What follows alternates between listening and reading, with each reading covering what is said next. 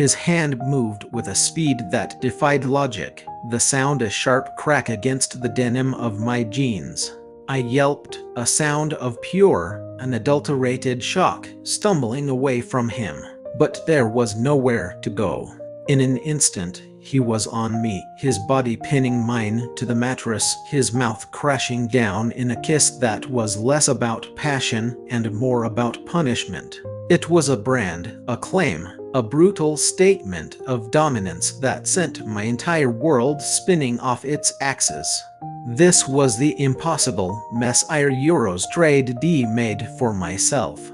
But to understand how I ended up here, pinned beneath a man I was supposedly married to, a man I only known for a week, we have to go back to the lie that started it all. It began, as most of my problems did, with my father Eurostrade's voice booming through my phone. The bar around me was a sensory assault, a chaotic symphony of thumping bass that vibrated through the floorboards and up my spine.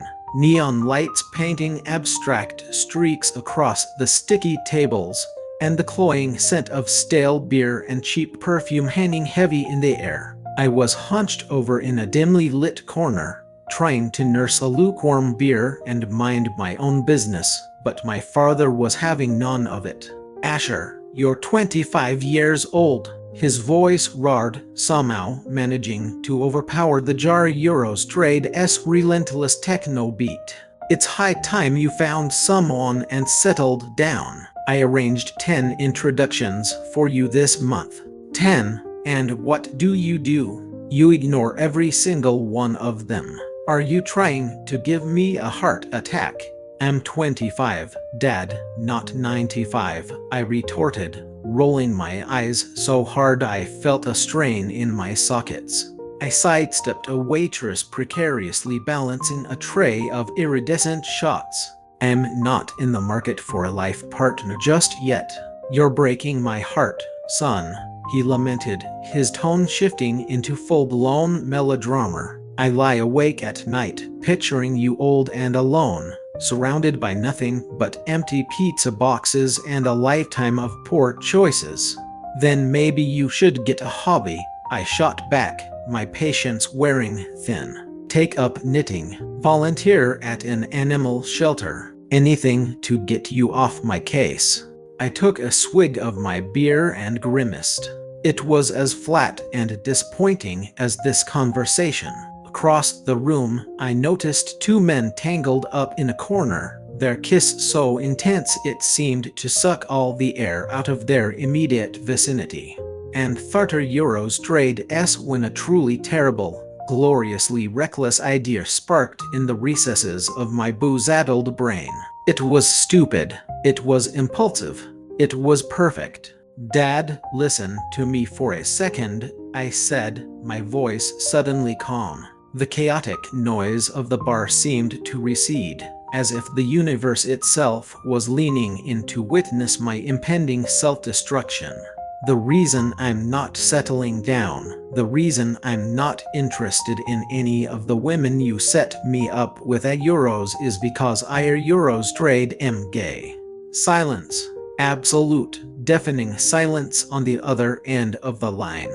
For the first time in my entire life, I had managed to render my father speechless.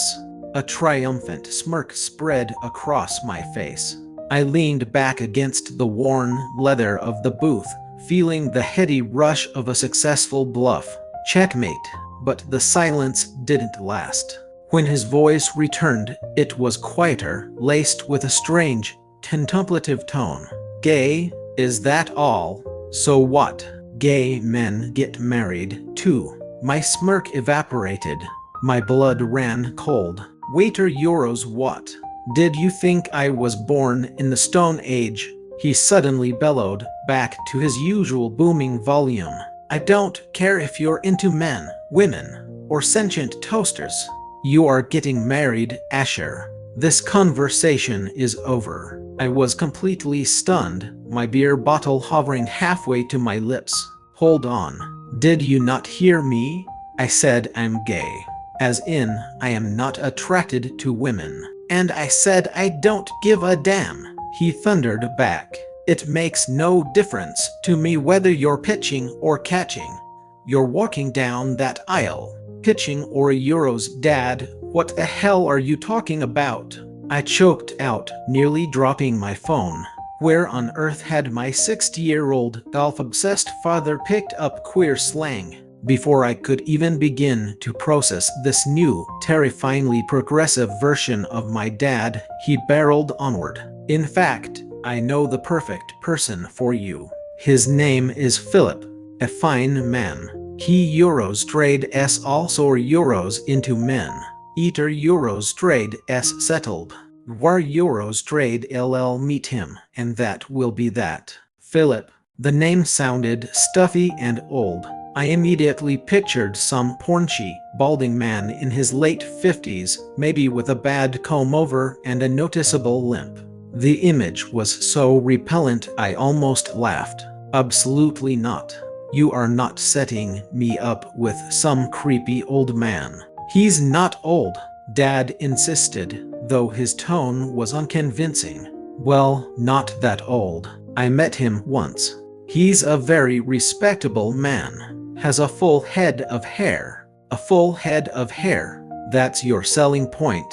I scoffed, a wave of genuine panic beginning to wash over me. What are Euros trade s next? He has all his original teeth and his arthritis only acts up when it rains. He Euros trade s a very powerful man, Asher. He practically owns half the city's commercial real estate. War Euros trade d be lucky to have him. Lucky to have him? Dad, IR Euros trade am not looking for a benefactor to fund my retirement. I ceased, standing up and beginning to pace the sticky floor. The air was thick and suffocating, and my head was starting to spin. You've completely lost your mind if you think I'm going to marry some stranger you dug up. I am not out of my mind. I am your father, he snapped. This is happening. Philip is an incredible catch, and your meeting is already arranged. Get used to the idea. Get used to it. No, you get used to dealing with your own issues. Go buy a sports car like a normal man having a midlife crisis. I yelled, my voice loud enough to draw stares from the surrounding tables. I am not marrying anyone, especially not some shadowy, probably decrepit businessman with a limp. He does not have a limp, my father protested, but his words were lost on me. I stabbed the end call button and threw my phone onto the table with a loud clatter. My heart was hammering against my ribs and my beer was gone. Just perfect. I sank back into the booth, rubbing my temples. Philip. The name did ring a distant bell. Vague rumors IR Euros trade D overheard at business functions my dad had forced me to attend. Whispers of a ruthless tycoon, a shark in a tailored suit who dominated the city Euros trade s skyline. A man who was notoriously private but devastatingly successful, known for being charming to whomever he needed to be, regardless of gender. The kind of man who would chew up a slacker like me and spit out the bones. There was no universe in which I was getting involved with someone like that. But my father's words echoed in my head. A gay men get married, too. I groaned, dropping my face into my hands. Why did I have to say I was gay? It was a lie born of desperation, a last-ditch effort to get him off my back. I wasn't gay. I mean, sure, I could appreciate a well-defined jawline or a pair of broad shoulders on another guy, but who couldn't? That didn't mean anything, right? The music swelled again, and I waved down the waitress for another round, desperate to drown the frantic thoughts swirling in my mind. My phone buzzed insistently on the table. No doubt my father gearing up for round 2 of his campaign. I ignored it. Let him stew. I wasn't going to be bullied into a marriage with some stranger, man or woman. And yet, a treacherous part of my mind couldn't Eurostrade help but wonder what this Philip was really like. Not that I cared. I was straight, 100%. The two men in the corner had finally separated, and as one of them caught my eye, he gave me a slow, deliberate wink. I choked on my beer, turning away so quickly I nearly sent my table flying. Okay, yes, definitely, unequivocally straight. No doubt about it. I finished my drink in one long pull, praying the chaos of the bar could somehow erase the monumental disaster I had just created. One stupid lie couldn't possibly derail my entire life, could it? Of course, I should have known better than to underestimate my father's determination. A few days later, I found myself dragged to his extravagant birthday party, a stuffy affair held in a grand banquet hall dripping with crystal chandeliers and reeking of forced pleasantries. My only reason for showing up was to make a brief appearance, hand over his gift, and escape before he could launch into another lecture about matrimony. I felt glaringly out of place in my worn leather jacket and faded jeans, a crow in a sea of peacocks strutting around in their designer suits. I was trying my best to blend into the wallpaper when my father's voice sliced through the ambient chatter. "Atter, over here, now," I sighed, shoving my phone into my pocket. He was navigating the crowd with a triumphant grin plastered on his face, and trailing behind him was a man who looked like he Eurostrade just walked off the cover of a fashion magazine. He was tall, with impeccably styled dark hair, a suit that was clearly custom-made, and a presence that commanded attention. This was absolutely not the limping, middle-aged man I had envisioned. My stomach executed a nervous flip-flop that I quickly blamed on the pre-party beer Eurostrade had. "What is this?" I mumbled as they approached, defensively crossing my arms over my chest. The Marna Eurostrade's eyes, a cool, unreadable shade of gray, met mine, and I had to physically resist the urge to look away. "Asher, Eurostrade like you to meet Philip," my dad announced, clacking the man on the shoulder with far too much familiarity. "Philip, this is my son, the one I told you all about." My brain felt like it was short-circuiting. Philip, this was the business mogul my dad was trying to auction me off to. I quickly scanned him again, searching for a flaw, any flaw. A receding hairline, a slight paunch, anything. But there was nothing. Just a chiseled jawline that looked sharp enough to cut diamonds and an aura of quiet, intimidating power. No limp, no comb-over, just pure, unadulterated trouble. "Eater Eurostrade's a pleasure to finally meet you, Asher," Philip said, his voice a low, smooth baritone that was like aged whiskey. He offered his hand. I stared at it for a moment as if it were a venomous snake before giving it a brief, limp shake. His grip was firm and warm, and I snatched my hand back as if Eurostrade been burned, stuffing it deep into my jeans pocket. "Dad, what is this? Is this another one of your pathetic matchmaking attempts?" My father Eurostrade's grin stretched even wider. A truly ominous sign. "Not an attempt, son. It's a finalized arrangement. You and Philip are getting married." I literally choked on my own saliva. My eyes bulged. "Married? Are you insane? I'm not marrying some guy I just met." The low hum of conversation around us began to die down as people started to notice the unfolding drama.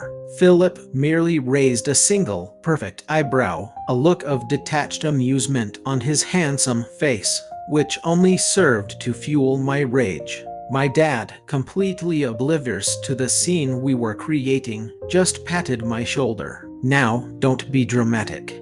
Philip is a wonderful man. He has his life in order, unlike some people I could mention. Excuse me, I snapped, shrugging off his hand. You're the one who's gone crazy. You can't just do euros. I gestured wildly in Philipper Eurostrade's direction, who remained infuriatingly composed. You can't just auction me off Tor euros to Mr. Moneybags here and expect me to go along with it. A corner of Philipper Eurostrade's mouth twitched, as if he were trying to suppress a smile. Mr. Moneybags, I like it. It has a certain ring to it. Shut up, I snarled, pointing a finger at him. I don't know you, and I am not, under any circumstances, marrying you. This is over. My father sighed, a long-suffering sound, as if I were a petulant child throwing a tantrum. Asher, you told me you were gay. Philip is gay. It's a perfect match. And besides, he added, as if it were a minor detail, he's already made all the wedding arrangements. My jaw hit the floor. Arrangements? What are you talking about? You're telling me this man, I gestured at Philip again, is seriously prepared to marry a complete stranger? Philip finally spoke again, his tone calm but carrying an undeniable weight of authority. The plans are in place. The suits will be delivered to you. Your only responsibility, Asher, is to be there on time. I stared at him, dumbfounded, waiting for him to crack a smile to admit this was all some elaborate, twisted joke. He didn't. You're serious? I asked, my voice flat with disbelief. You're actually okay with marrying me? A person you have never met before in your life? He gave a slight shrug, his gray eyes glinting with an emotion I couldn't decipher. I've met you now. That seems like a reasonable place to start. A reasonable place to start. I let out a crazed, humorless laugh. This isn't a coffee date. It's a marriage. It's a life sentence. Asher, your language, my father chided, glancing nervously at the nearby guests. Philip is a gentleman. I know he Eurostrade LL take very good care of you. Take care of me? I whirled back to face him. I'm not some stray cat you found on the street. And you, I jabbed my finger at Philipper Eurostrade's chest. What is your deal? Why are you playing along with this complete and utter madness? Philipper Eurostrade's infuriatingly serene smile never faltered. Your father presented a very convincing argument, and I must admit, I'm intrigued. Intrigued? I echoed, my voice rising in pitch. What am I? Some fascinating new species you've discovered? More like a puzzle, he murmured, taking a small step closer. I was suddenly hit with the scent of his cologne, a warm, spicy fragrance that was both sophisticated and distracting. I instinctively took a step back, feeling a strange heat rise in my cheeks. Well, you can puzzle this, buddy, I said, giving him the middle finger. I'm not a part of your game, and I'm not a part of yours, either, I added, glaring at my father. I'm leaving. I turned to make my escape, but my father Eurostrade's hand clamped down on my arm. Asher, you are not walking away from this. Philip is the best thing that could ever happen to you. He has wealth, influence, and euros and a limp. Wasn't that it? I interjected, pulling my arm free. Oh wait, you said he doesn't have a limp. So what's the real catch here? Does he have a torture chamber in his basement? Philip let out a low chuckle, a sound that sent a strange tingle across my skin. No torture chamber, just a penthouse apartment and a few basic house rules. House rules? I snorted. What are those? No loud music after 10 and make sure to put the toilet seat down. Something to that effect, he said, his gaze locking with mine once more. I quickly looked away, my heart doing a strange, stuttering rhythm in my chest. My father clapped his hands together, shattering the tense moment. See, The two of you are already getting along splendidly. Now, let's get you to a private room where you can discuss the final details. Details? I squawked. There are no details to discuss. Am noter euros vater euros trade s enough, Asher, my father said, his voice taking on a rare, steely edge. You're going to do this for the family, for me. I opened my mouth to argue, but the look in his eyes stopped me. It wasn't just his usual stubbornness, there was something deeper there, a weariness that I hadn't seen before. A pain of guilt twisted in my stomach. I had been a difficult son, constantly pushing him away, ignoring his attempts to connect. Maybe this was my fault. Fine, I muttered, crossing my arms again. I'll listen, but I'm not promising anything. His face immediately brightened, and he all but shoved Philip and me toward a side door. As we walked, Philip a few steps ahead of me, I couldn't help but watch him. His stride was confident, his posture perfect.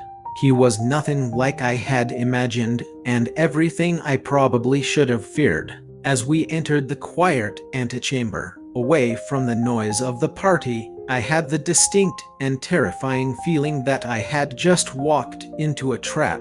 And as Philip turned to face me, a small, knowing smile playing on his lips, a little voice in the back of my mind whispered that for the first time in my life, I might not be able to talk my way out of trouble. The private room was a world away from the gaudy opulence of the banquet hall. It was furnished with a heavy mahogany table and several plush leather armchairs that probably cost more than my rent for a year. The air smelled of old wood, expensive whiskey, and power. I felt completely out of my element, like I was the main course in a negotiation between two predators. Philip broke the heavy silence, his voice as smooth as the vintage red wine sitting untouched on the sideboard. The wedding is scheduled for next week. I've already had my tailor begin work on your suit. It will be delivered to you. All you have to do is be present. I blinked, my mind struggling to keep up. Next week. Are you out of your mind? I haven't even said yes yet. My father, looking ridiculously pleased with himself, clapped his hands together. Vater euros trade s my Philip. Always efficient. You could learn a thing or two from him, Asher. Learn what? I snapped, my glare shifting between the two of them. How to be a sociopath? You can't just schedule my wedding like you're booking a dentist appointment. Watch your tone, my dad warned. This is your future we're talking about. Philip is a respectable man. He will provide for you. I rounded on Philip, who was observing me with a placid expression that set my teeth on edge. Are you really okay with this? Committing your life to someone you literally just met?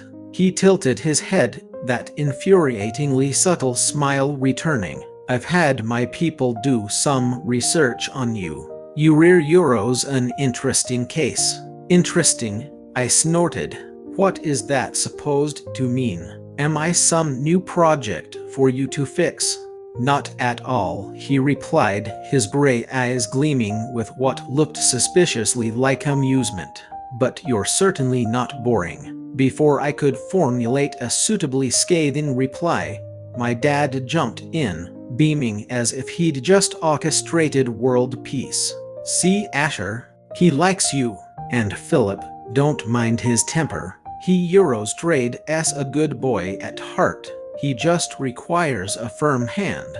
A firm hand, I sputtered, my face flushing with a mixture of anger and embarrassment. I'm not her dog. And you, I pointed at Philip, you can keep your firm hands to yourself. Philip euros trade s smile widened just enough to reveal a hint of teeth. Duly noted. However, I do have a few ground rules we'll need to establish.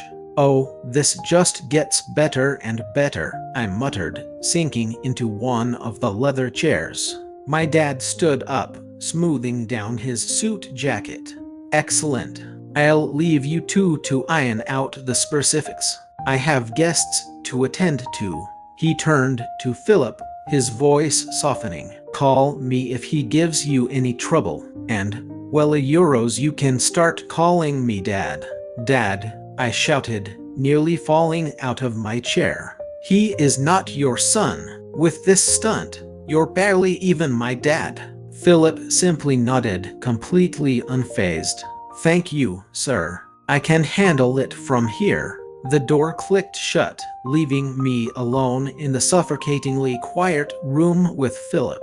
He moved to the sideboard, poured himself a glass of wine, and took a slow, deliberate sip, looking utterly at ease. The sheer audacity of it was breathtaking. "All right," I said, finally breaking the silence. "What's the real story? Why are you actually doing this?" "You don't know me from Adam." "I know enough," he said, setting his glass down. "And I'm not a man who goes back on his word." "This isn't a business merger, it's a marriage," I exclaimed, my voice cracking with frustration. "You don't just agree to it because my father is having some sort of bizarre late-life crisis." He leaned forward, resting his elbows on the table. The scent of his cologne wafted over to me again, spicy and complex and maddeningly distracting. "Your father can be very persuasive, and I have my own motivations." "Motivations? Like what?" I scoffed. "Do you have some weird kink for angry, sarcastic blondes?" He let out that low chuckle again, the one that made the hairs on my arms stand up. "Perhaps. But let's just say you've captured my interest." "Whatever," I grumbled, pushing myself to my feet. "I'm not doing it. You can have your sham wedding, but I won't be there." I started for the door, but his next words stopped me dead in my tracks. $3 million. A nightclub in Europe. Does that ring a bell? I froze, my hand hovering over the doorknob. My heart began to pound a frantic, heavy rhythm against my ribs. No, it wasn't possible. I turned around slowly, my eyes wide with disbelief. He was still leaning back in his chair, the picture of calm, but his eyes were sharp, predatory. He had me. "How are euros? How do you know about that?" My voice was barely a whisper. Philip shrugged, taking another sip of his wine. "It's my business to know things, particularly things concerning my future husband." It felt like a physical blow. That night in Europe was my deepest, darkest secret. A moment of colossal stupidity during a study abroad program. I was young, drunk, and trying to impress a group of wealthy idiots. Euros Trade D grandstanded, promising to cover the entire club's exorbitant tab for the night. $3 million in champagne and God knows what else.